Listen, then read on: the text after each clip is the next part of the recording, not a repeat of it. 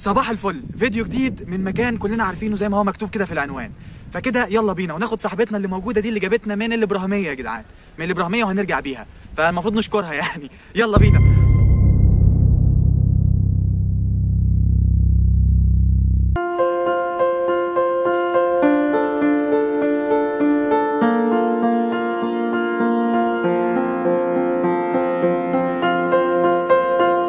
بعد ما لفينا لفه حلوه ما لقيتش غير نفس المكان اللي احنا بدأنا فيه. دي اول حاجه. تاني حاجه دي صاحبتنا اللي لففتنا بصراحه وظبطت لنا الدنيا، وهي اللي نفعتنا في المساحه الكبيره دي. مش عارف 370 فدان. يعني احنا كنا قاعدين بنلف كده، لو لفيناهم على رجلينا مش هنقدر نخلصهم.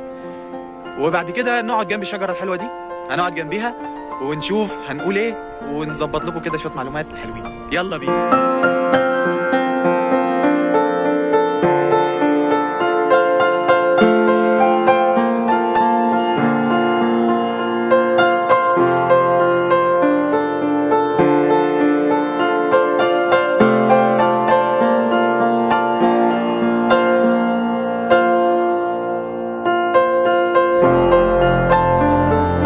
وايه حكايه قصر المنتزه بقى؟ قصر المنتزه نشأ في عصر الخديوي عباس سنه 1892.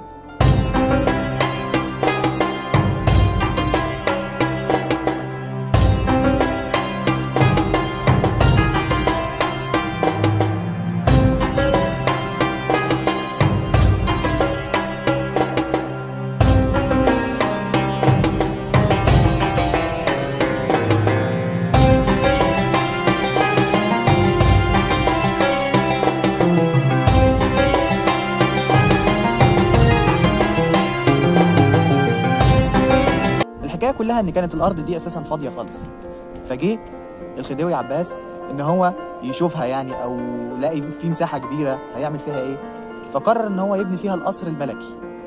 فبدا ان هو يزرعها او يعملها زي حديقه كبيره او منتزه عام. وبعدين قرر ان هو يبني فيها قصرين، في قصر اسمه الحرملك او السلاملك، يعني ده قصر لوحده وده قصر لوحده.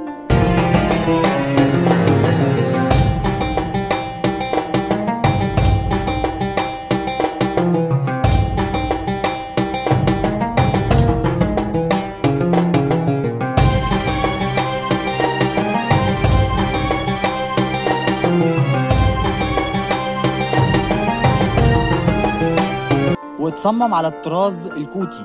وبعدين جه الملك فاروق عمل قصر المنتزه، ده اللي هو يعتبر مشهور او الاسم اتشهر بسبب قصر المنتزه. قبل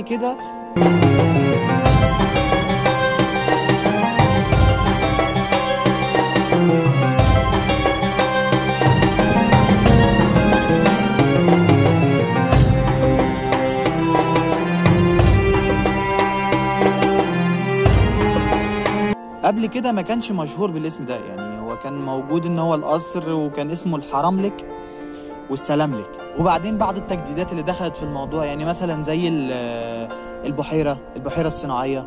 وكمان هنا كان في محطة قطر، يعني محطة قطر كانت بتيجي توصل الناس، او يعني الخديوي نفسه هو اللي هيروح او يجي، لازم قطر يا باشا. وكمان البحيرة الصناعية لسه متظبطة ولسه فيها ترميمات وفيها حاجات حلوة كتير.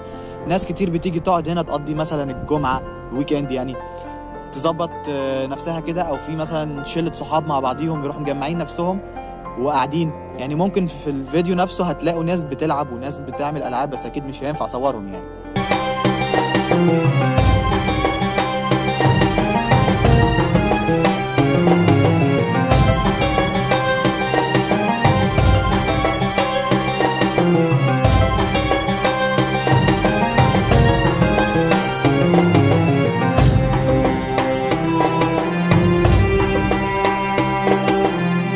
هو بصراحة مكان جميل جدا، بس يا ريت يتعمل. يعني هو دلوقتي في تصليحات وناس بتدخل، يعني في الطريق نفسه اللي احنا كنا بندخل وحافظينه ازاي تدخل وازاي تطلع وتدخل منين وتيجي كده.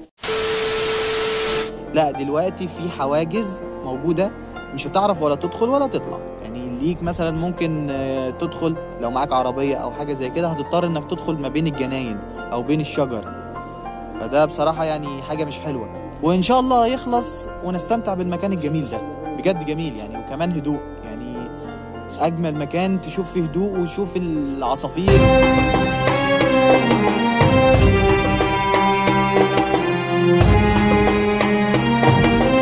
واجمل مكان تشوف فيه هدوء يعني، هو مثلا مش مكان منتزه بس او حديقة بس او تدخل تنبسط بس، لا ده يعني كمان مكان اثري بقاله يعتبر 130 سنة.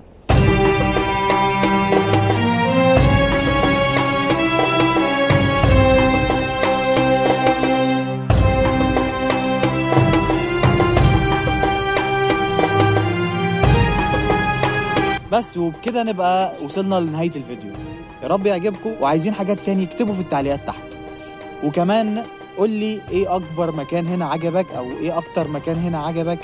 وما تنساش اللايك وسبسكرايب برضو، دول اهم، دول مهمين برضو عشان نبدأ نشتغل في فيديوهات تانية جديد. يلا واشوفكم في فيديو تاني جديد. يلا باي باي.